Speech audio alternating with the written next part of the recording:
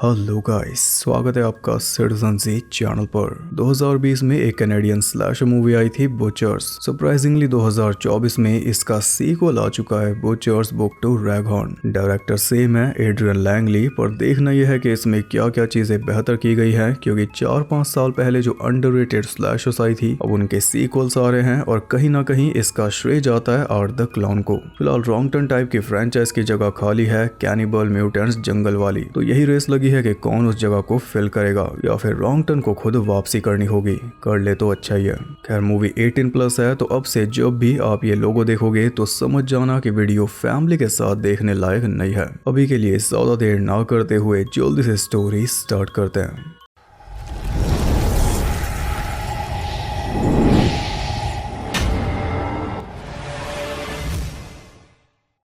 Movie के start में हम एक लड़की को देखते हैं जो काफी इंजर्ड हालत में अपनी जान बचाती हुई जंगल में भाग रही थी। तभी पीछे से एक लंबा चौड़ा हट्टा कट्टा डीफॉर्म कैनिबल भागता हुआ आया और उसने एक ही हाथ से इसके पूरे फेस को कवर कर लिया। जायंट तो वो था ही, लेकिन ताकत भी उसमें बहुत थी। उसी एक हाथ से भींचकर उसने लड़की का फेस ही क्रश कर डाला, बस एक हाथ से। इन्हीं कारनामों की वजह से इसका नाम पड़ा क्रशर। फिर लाश को वो अपने घर लेकर पहुंचा जो कि जंगल के अंदर है, और घर में उसका बड़ा भाई क्लॉयड आराम से टीवी देख रहा था। वो क्रशर को बोलता है कि इसे बाहर ले जा, तो क्रशर लाश को बाहर ले जाकर उसके टुकड़े करने लगा। और तब हम समझ पाए कि टीवी पर एक टेप चल रही है जिसमें क्रशर उसी लड़की को टॉर्चर कर रहा है जिसके अभी वो पीस कर रहा है। इससे साफ हो गया कि उस लड़की को कैद करके ये टॉर्चर कर रहे थे। किसी तरह वो फ्री होकर भाग निकली तो क्रशर ने उसे मार डाला और अब वो इनका खाना बनेगी। उसके मांस को प्याज के साथ तेल में फ्राई करके ये खा गए।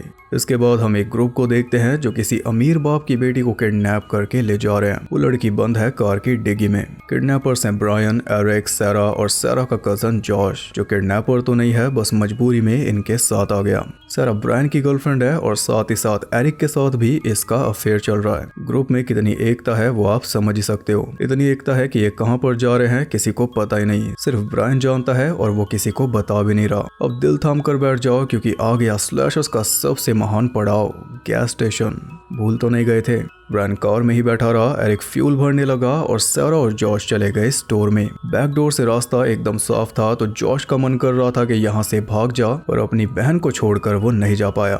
इनकी कार के आगे विल्बर नाम का आदमी अपने ट्रक में फ्यूल भर रहा था। तभी शेरिफ आया और विल्बर से बातें करने लगा, जिससे इन दोनों की धड़कन तेज हो गई। ब्रायन ने तो अपनी गन भी निकाल ली। तभी ये दोनों भाई बहन बाहर आए तो शेरिफ इन दोनों से बातें करने लगा, और ये देखकर ब्रायन और एरिक के पसीने छूट गए। इन्हें डर है कि कहीं शेरिफ को इन पे शक न हो जाए, पर सैरा ने उसे बातों में टाल दिया। इसके बाद ये फिर से आगे बढ़ गए, लेकिन रास्ते में ब्रायन सबसे बहस रहा था। तभी अचानक सामने से एक बड़ा सा हिरन आया, तो कार उससे संभली नहीं और सीधा जाकर हिरन से टकरा गई। बाकी सब तो बच गए, बस हिरन बेचारा मारा गया और उसके सींग ब्रायन के पेट में घुस गए। वो तीनों हिरन को आगे से हटाना चाह रहे थे, लेकिन 350 किलो के प्राणी को वो सरका तक नहीं सके। इससे ब्रायन को और ज्यादा तकलीफ हो रही थी, लेकिन तकलीफ उसकी 100 गुना तब बढ़ गई जब वो हिरन होश में आकर छटपटाने लगा। अब इतना बजट तो है नहीं कि हिरन को तड़पता हुआ दिखाए, इसलिए ब्रायन ने सीधा उसके सर में गोली मार दी। फिर भी ब्रायन बचने वाला तो है नहीं, इसलिए एरिक ने उसकी गन छीनकर उससे पूछा कि हमें कहां पर जाना है वो बता, पर ब्रायन बता ही नहीं रहा था। तो गुस्से में एरिक ने उसका भेजा उड़ा दिया।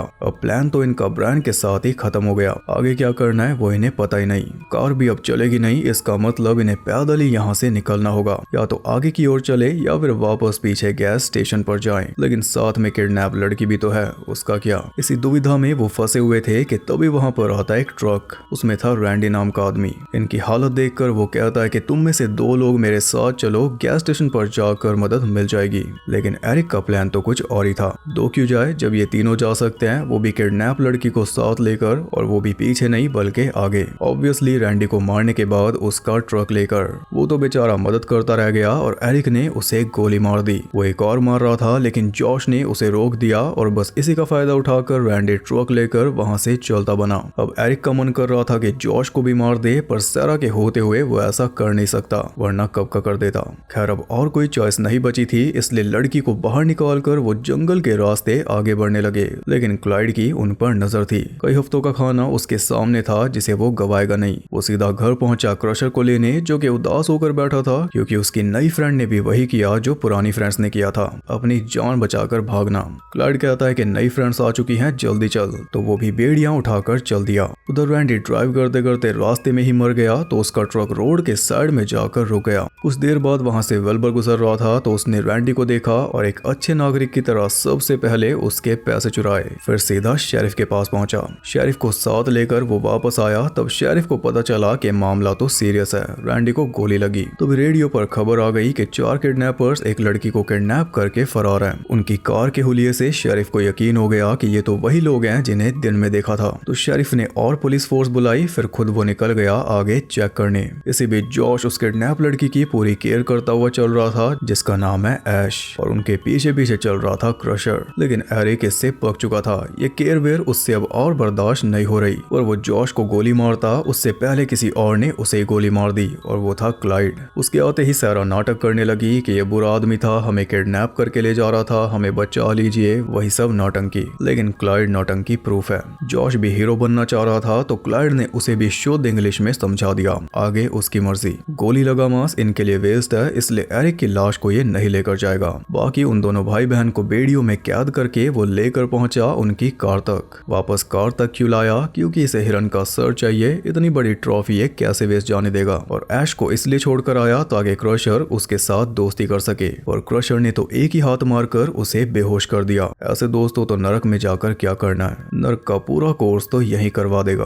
उधर क्लाइड ने जॉश के हाथों हिरन का सर कटवाया, फिर दोनों भाई बहनों के हाथों उसे निकलवाया। हालांकि क्लाइड को पता ही नहीं था कि ये दोनों भाई बहन है। उस सैरा को जॉश की गर्लफ्रेंड बता रहा था। जॉश कहता है कि ये मेरी कजन है तो क्लाइड कहता है कि यहाँ पे तो एक ही बात है। फिर जब सर को साथ ले जाने की बारी आई तो जॉश ने पूछा कि तुम्हें मीट नहीं चाहिए क्या? जवाब में क्लाइड कहता है कि हम जानवरों को नहीं खाते। जॉश ने सोचा शायद वेजिटेरियन होगा। द क्रशर ऐश को लेकर घर पहुंच चुका था और उसे अच्छी तरह स्मेल करने के बाद वो बाहर चला गया। तब हमें पता चला कि ऐश तो बेहोश होने का नाटक कर रही थी, लेकिन जैसे वो जान बचाने के लिए भागी सामान से टकराकर सच में बेहोश हो गई। इतने में क्लाइड उन दोनों को भी ले आया और क्रशर को देखकर उनकी टांगे कांप गई। हिरन का सर उन्होंने रखवा दिया शेड में और सैरा को बोला कि स्माइल कर, तो उसने कर दी। Crusher effect. इसी बीच शेरिफ इनकी कार तक पहुंच चुका था और वहां पहुंचकर उसके दिमाग के फ्यूज उड़ गए। कार का एक्सीडेंट हुआ लेकिन ब्रायन तो गोली से मरा और हिरन का सर भी कटा हुआ है। आखिर यहाँ पर हुआ क्या? ये पहेली सुलझाने के लिए शेरिफ को खून के निशानों का पीछा करना होगा जो हिरन के सर में से गिरा। खून का पीछा करते हुए ये भी घर तक पहुंच जाएगा। उधर सैरा क्लाइड को एक डील ऑफर कर रही थी कि लड़की को किडनैप करके हमें ढेर सारा पैसा मिलने वाला है, आधा तुम रख लेना, बस हमें जाने दो। लेकिन क्लाइड के लिए पैसा मैटर करता ही नहीं। उसने सैरा को नींबू पानी दिया पर सैरा ने पीने से मना कर दिया कि मैं अजनबियों से ड्रिंक्स नहीं लेती। तब क्लाइड ने अपनी गलती मानकर उससे हाथ मिलाया। सैरा को लगा कि अब आया ना लाइन पे, इनके साथ ऐसा ही बर्ताव करना चाहिए तभी ठीक रहते हैं। पर हाथ मिलाते मिलाते क्लाइड ने उसका हाथ खींचकर उसका मुंह टेबल पर दे मारा और वो देखती रह गई। सैरा को डर था कि उसके अंदर जहर होगा, लेकिन जब ये गोली लगा मांस वेस्ट बता रहा है तो घर तक लाकर इसे जहर क्यों देगा? सैरा कहती है कि तुम उन्हीं लोगों जैसे हो जैसे टेक्सास चेनसो मैसेकर में थे। तो क्लाइड बोलता है कि ये टेक्सास नहीं है, कैनेडियन स्लैशर है ना, तो वही बता रहा है कि हमारा हिसाब अलग है, एक हाथ से हम जूस निकाल देते हैं। क्लाइड ने उस पे गन तान दी जिसके बाद वो बिना बोले सारा नींबू पानी गटक गई। फिर गन को साइड में रखकर क्लाइड थोड़े काम में लग गया तो सैरा ने गन उठाकर उस पे गोली चला दी, लेकिन गन तो खाली थी। यहाँ पर सैरा को पता चला कि नींबू पानी में जहर तो नहीं था लेकिन बेहोशी की दवा जरूर थी। उसके बेहोश होते ही क्लाइड पहुंचा ऐश के पास जिसे टॉर्चर चेयर पर बांधा हुआ था। वो भी बेहोश होने का नाटक कर रही थी तो क्लाइड ने उसका लॉक तोड़कर बैग उसके मुंह से हटा दिया और फाइनली हम उसका चेहरा देख पाए। इसी बीच क्रशर ने एक हाथ मारकर जॉश को भी बेजोश बेहोश कर दिया था। क्लाइड ने क्रशर को बुलाकर बोला कि ऐश को शेड में ले जाकर बंद कर दे, तो क्रशर ने भी वैसा ही किया। इसके बाद उसने सैरा को बाहर लटकाया प्रॉपर मार्किंग करके जिस हिसाब से ये इसे काटेगा, वो भी ऐश वाला बैग उसके मुंह पर डालकर, और ये सारी प्रक्रिया ये रिकॉर्ड भी करेगा बाद में देखने के लिए। इसी बीच क्रशर ने जॉश को अंदर ले जाकर चेयर पर बांध दिया। क्लाइड सैरा को होश में लाया और फिर कैमरा के सामने उसे चीरने लगा। उसकी चीखें सुनकर ऐश ने सोचा क्यों ना हिरन के सींग से अपने हाथों की रस्सी काट लूं। बड़ी जल्दी सोचा। सैरा को टॉर्चर करने के बाद क्लाइड अपना कैमरा लेकर पहुंचा जॉश के पास। जॉश पूछता है कि सैरा कहां पर है, तो क्लाइड कहता है कि हैंगिंग अराउंड। इसी बीच ऐश ने हाथों की रस्सी काट ली और फिर पैर की बेड़ियों से भी वो फ्री हो गई। अंदर क्लाइड ने भी टॉर्चर स्टार्ट कर दिया था। वो जॉश के जेनिटल्स काट रहा था। ऐश के पास चॉइस थी कि वो भाग जाए, पर भागने के बजाय वो अंदर आई। एक शॉटगन उठाकर उसमें गोलियां भरी और 2 गोली रख ली जेब में। इतने में क्लाइड ने जॉश के घाव को जलाकर कॉटराइज कर दिया था ताकि ब्लड लॉस की वजह से वो मरे ना। तभी ऐश अंदर आ गई और आते ही उसने पहली गोली मारी क्रशर को। ये तो बड़ी स्मार्टली चल रही है। फिर उसने क्लाइड के हाथों जॉश को फ्री करवाया और जॉश के हाथों क्लाइड को बेड़ियों में बंद करवाया। फिर उन दोनों को लेकर वो बाहर आ गई। क्लाइड को वो इसलिए नहीं मार रही क्योंकि यही इन्हें रोड तक पहुंचाएगा। बाहर आकर जॉश ने सैरा को नीचे उतारा तो देखा कि वो जिंदा थी। उसे कपड़े पहनाए फिर वो चल दिए क्लाइड के पीछे। हालांकि चलने में दोनों को ही प्रॉब्लम हो रही थी पर चलना तो था ही। ऐश ने तीनों के ऊपर गन तानी हुई थी क्योंकि ये दोनों इसके दोस्त तो है नहीं, इसके किडनैपर्स हैं। तीनों इसके लिए बराबर हैं पर बड़ा खतरा है क्लाइड। चलते चलते उसने जॉश को दबोच लिया। जॉश सैरा को बोल रहा था कि गोली चला पर उसने चलाई नहीं तो क्लाइड ने जॉश की गर्दन तोड़कर उसे मार डाला। लेकिन ऐश अब भी गोली नहीं चला रही थी तो सैरा ने ऐश के हाथों से गन छीनी और सीधा क्लाइड को उड़ा दिया। अब क्योंकि गन सैरा के हाथ में आ चुकी है इसलिए ऐश फिर से गुलाम बन गई। वो गन पॉइंट पर ऐश को फोर्स कर रही थी तभी किसी ने गोली मारकर उसके सर को ही चीर दिया और वो था शेरिफ। शेरिफ को लगा कि सैरा ऐश को मार देगी इसलिए शेरिफ ने उसे ही मार दिया। शेरिफ ऐश से थोड़ी पूछताछ करता है फिर उसे बोलता है कि मुझे घर तक लेकर चल, पूरे मामले की जड़ तक जाऊंगा उसके बाद ही यहाँ से निकलूंगा। ऐश जाना तो नहीं चाहती थी लेकिन शेरिफ के ऑर्डर पर उसे जाना पड़ा और घर में जाकर उन्होंने देखा कि क्रशर तो वहाँ पर था ही नहीं। ऐश को पता चल गया था कि अब ये गए। वो भागना चाह रही थी तो शेरिफ ने उसे हथकड़ी लगाकर चेयर से बांध दिया। फिर वो बाहर पहुंचा जहाँ पर क्रशर ने एक हाथ से उसे निचोड़ दिया। इसके बाद वो उसके टुकड़े करने लगा जिस भी जॉश के खून को ल्यूब्रिकेट के तौर पर यूज करके ऐश हथकड़ियों से फ्री हो गई। क्रशर शेरिफ के हाथ पैर हवा में उड़ा रहा था तो एक बड़ा सा चाकू लेकर वो बाहर जाने लगी। तभी सामने गन लेकर आ गया क्लाइड। उसने गोली चलाई जो ऐश को लगे नहीं तो ऐश ने जल्दी से वो चाकू उसके माथे में घुसा दिया और मरने से पहले उसने गला फाड़कर क्रशर को बुलाया। क्रशर आया तो ऐश ने उसे दोबारा गोली मार दी। फिर 2-4 गोलियां उठाकर वो बाहर भागी लेकिन क्रशर भी उसके पीछे ही था। अच्छी बात ये थी कि गोलियां खाने के बाद क्रशर थोड़ा स्लो हो चुका था। इसी का फायदा उठाकर ऐश रोड तक पहुंच गई जहां पर पुलिस मौजूद थी। लेकिन रोड पर जाने से पहले उसने क्रशर की आंखों में देखकर उसे चैलेंज किया कि आजा, पुलिस के पास जाऊंगी लेकिन तुझे मारकर। हालांकि क्रशर वहां से वापस मुड़ गया। फिर ऐश भी पुलिस के साथ वहां से निकल गई। रात को पुलिस उस घर में पहुंची तो क्रशर दूर से उन्हें देखता रहा। फिर मुड़कर जंगल में चल दिया और एक सीक्वल का रास्ता दिखाकर ये मूवी एंड हो गई।